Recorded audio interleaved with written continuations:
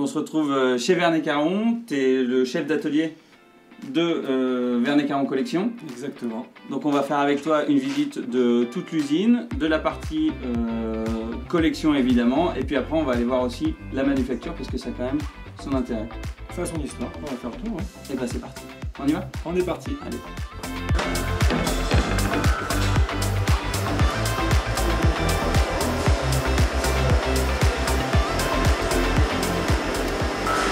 Donc Vernet Caron, fabricant d'armes depuis 1820, principalement en canonnerie. Donc on va démarrer par le secteur que voilà, Vernet Caron maîtrise bien depuis plus de 200 ans d'histoire.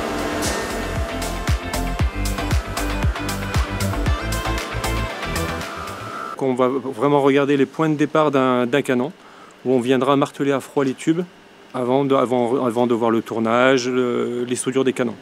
On parle souvent de martelage à froid, ça veut dire quoi? C'est quoi le martelage à froid exactement? Le martelage, donc on a des barreaux. Donc nous avons des barreaux qui arrivent à ce stade, des tubes bruts.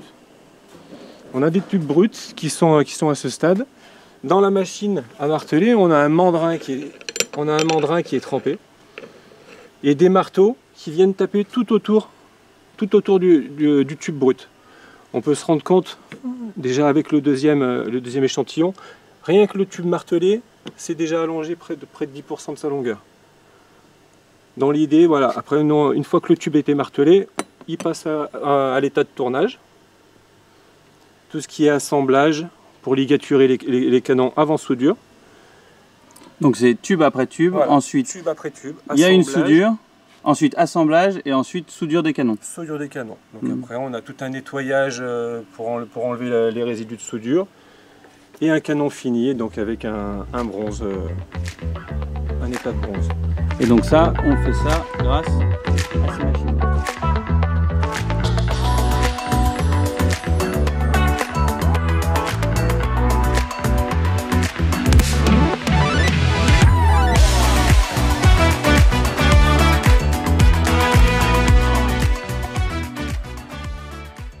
Donc après martelage, l'opération de tournage et rectifiage donc au niveau des canons, donc différentes machines-outils où on va venir tourner le canon, donc l'emmanchement pour la frette, les chocs, tout est tourné sur ces machines-là. Donc là, l'étape du tournage du canon, ça consiste à quoi exactement? On est vraiment sur une mise en forme selon le modèle demandé. Donc on peut avoir aussi bien pour les superposés que pour les carabines. On va adapter donc le profil par rapport au modèle de l'arme. L'étape qui est très très importante, surtout qui passe bien avant donc le tournage, c'est l'étape de dressage des canons. Ouais. Une fois que les tubes ont été martelés, on a des déformations qui se créent. Donc on va les tordre, on va retordre nos barreaux. On va les retordre nos barreaux donc sur des balanciers. Sur des balanciers.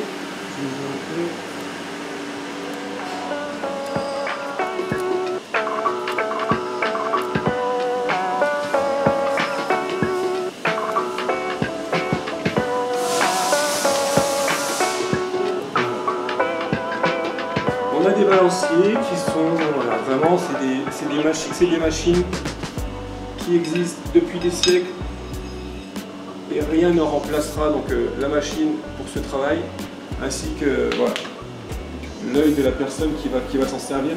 On va jouer avec les ombres qui se situent à l'intérieur du canon.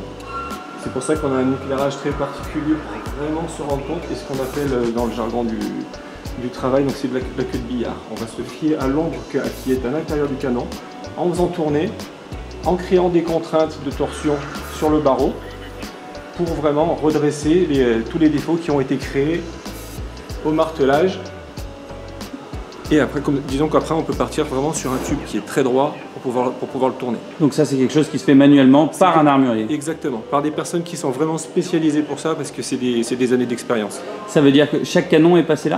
Chaque tube, chaque barreau, chaque tube qui est martelé, qui est formé, passe par l'opération de dressage. C'est indispensable.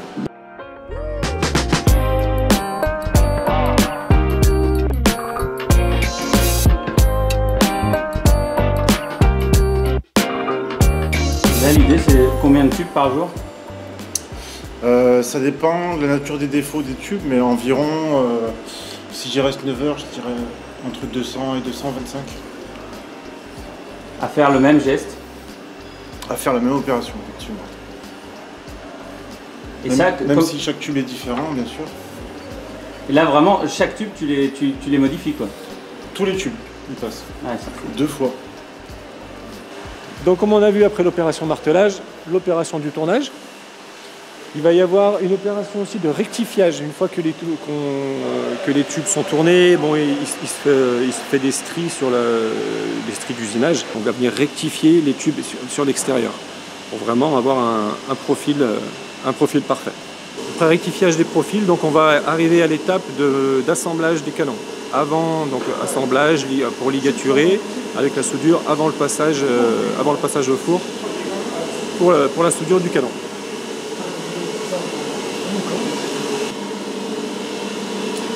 Donc voilà le canon avant de rentrer dans le four, ligaturé, les décapants et soudure prête à assembler chaque élément du canon. Donc là on arrive donc à l'atelier d'usinage où on va vraiment mécaniser tout ce qui est boîtier de carabine, bascule, tout ce qui est aussi les upper-lower pour tout ce qui est secteur défense. Toutes les machines sont là, donc les 5 axes, les centres, les machines laser. Tout est fait sur Spark Machine pour tout ce qui est donc gamme manufacture, donc aussi bien le Sagittaire que les carabines Speedline, les fusils Véloce. Tout est mécanisé ici. Dans la fabrication, donc quand on disait qu'on part vraiment de matières premières, aussi bien pour les bascules du Sagittaire où on va vraiment démarrer avec de la matière brute, tout est vraiment issu donc de forge, mécanisé ici, que ce soit donc pour les Sagittaires, les poignées donc du flashball, les boîtiers de carabine. Donc après mécanisation donc, et assemblage, donc les canons, tout ce qui est bascule, boîtier de carabine, on arrive à l'atelier montage, assemblage donc pour la partie manufacture. Donc là, comme pour le principe des canons, des bascules, chaque arme est assemblée donc, par différentes personnes, différents postes d'assemblage, donc aussi bien marche intérieure, tout ce qui est plaquage, basculage, les étapes de montage des bois, finition, voilà, tout ce qui peut se faire avant le passage au banc d'épreuve. Tout est assemblé dans cet atelier sur les différents postes.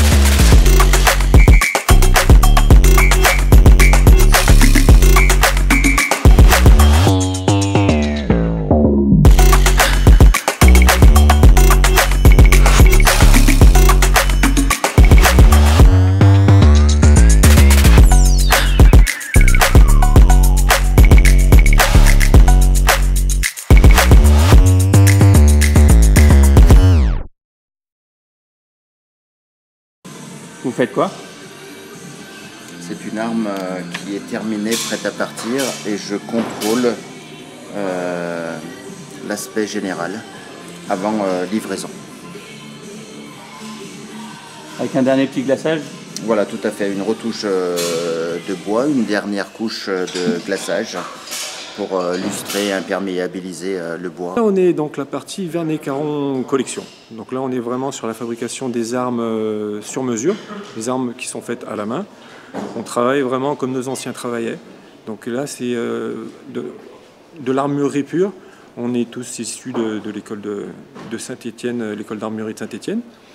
Et donc moi, je fais partie donc de tout ce qui est gestion de l'atelier, armurier, responsable des ventes aussi sur tout ce qui est secteur France. Et voilà, armurier avant tout, donc fabrication, montage du canon, tout ce qui est basculage, montage de marche intérieure, remontage d'optique, réglage de convergence. Donc on essaye d'avoir plusieurs cordes dans notre arc. Dans ce métier, il faut vraiment être polyvalent. Et donc tout ce qui se passe au niveau Vernay-Caron collection se passe dans cet atelier-là. Voilà. Dans cet atelier-là, on va faire tout ce qui est fabrication. On va partir donc de la bascule, le bois. Tout ce qui est monture à bois, ça, monture à bois, quadrillage, gravure, c'est des opérations qui se font à l'extérieur.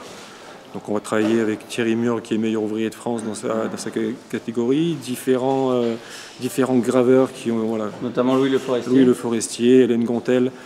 Non, c'est vrai qu'on a, on a vraiment des très bons graveurs avec différents styles qui nous permettent de répondre vraiment aux attentes de nos clients. Parce que c'est pareil, chaque client a le désir d'une gravure personnalisée, le désir d'une crosse adaptée à sa morphologie. Donc ici, on va vraiment créer une arme sur mesure selon les désirs du client et puis avec tout notre savoir-faire.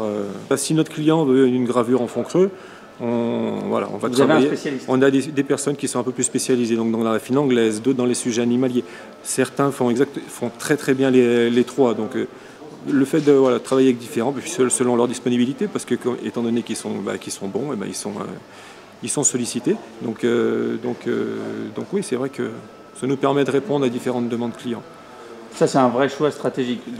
Complètement, parce que si on a un client qui va nous demander un sujet animalier avec la photo de son chien, ou une scène de chasse, ou un trophée de chasse africaine à reproduire sur une arme, c'est des choses qui vont être reproduites à l'identique. Et vraiment à l'identique dans les ombrages de poils pour le chien, dans tout. On est vraiment dans la perfection, exactement. Alors le magasin, vous avez donc un flux qui arrive du montage, qui nous livre des armes, qui sont donc livrés ici sur des chariots. Ensuite, il y a un conditionnement qui se fait au niveau de la banque de réception. On les passe au pesage pour l'expédition avec un transporteur qui passe tous les jours. Vous êtes le responsable du magasin? Oui, l'expédition. on va dire ça, oui. D'accord. Voilà. Très bien. Et donc ici, vous avez tout le magasin avec tous les produits stockés par référence et par gamme. On va aller sur la zone de stockage, on va dire une extension qui se situe dans cette zone, avec des préparations sur des commandes plus typées export, pour lesquelles il y a un conditionnement en palette qui se fait, par exemple ici pour l'Australie ou pour d'autres pays européens, ou pas. Ça va dans le monde entier, et donc on prépare les commandes et quand elles sont complètes, on visera à faire un BL type packing list qui décrit en fait le nombre de produits, les palettes confectionnées pour l'expédition finale. Qu'est-ce qui se vend le plus du coup à l'export? Alors, qu'est-ce qui se vend le plus à l'export? Il se vend un produit assez phare chez nous, c'est la Speedline. La Speedline est une carabine designée, techniquement évoluée, avec une technique particulière qui plaît beaucoup aux chasseurs parce que vous avez une belle arme et vous avez quelque chose de très performant. Laurent, on a fini le tour de l'atelier Vernay-Caron, on a regardé toute la manufacture. Merci pour cette visite, c'était vachement sympa.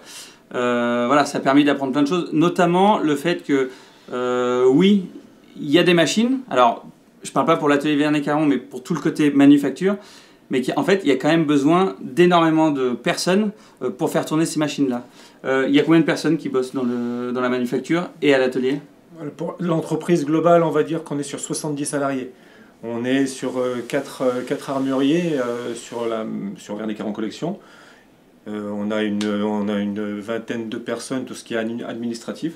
Le reste, après, on est réellement sur, comme tu le disais, sur des hommes derrière des machines, sur des hommes derrière des opérations de montage des armes. On a besoin de ces gens-là. On est sur un savoir-faire français, même si on est sur une base manufacturée, il faut monter ces armes, il faut avoir ces connaissances d'ajustage. Et réellement, c'est un travail d'homme. Et c'était vraiment très surprenant. Moi, je m'attendais à voir 4 ou 5 opérateurs. J'étais extrêmement surpris de voir le nombre de personnes déjà défiler, parce que en fait, tout est relié, hein, les bureaux, l'atelier, la manufacture, c'est vraiment d'un seul bloc. Donc les gens, il y a des salles de réunion, les gens défilent, voilà, tout le monde passe par l'armurerie, par les machines, et c'est extrêmement vivant. Et pour moi, c'était une grosse surprise. Je ne m'attendais pas du tout à ça, donc voilà, je trouvais ça très intéressant. Ben, ça permet de créer l'unité aussi, parce que bon, oui, il y a une fabrication, oui, il y a des gens qui gèrent tout ce qui est administratif, communication, mais ces gens-là communiquent entre eux, justement, ils savent de qui fait quoi et voilà. Ouais, et puis, on sait de quoi on parle, quoi. Et puis on sent qu'il y a une bonne ambiance. Enfin, c'est très très agréable. Laurent, merci. Merci Félix, à bientôt. À bientôt.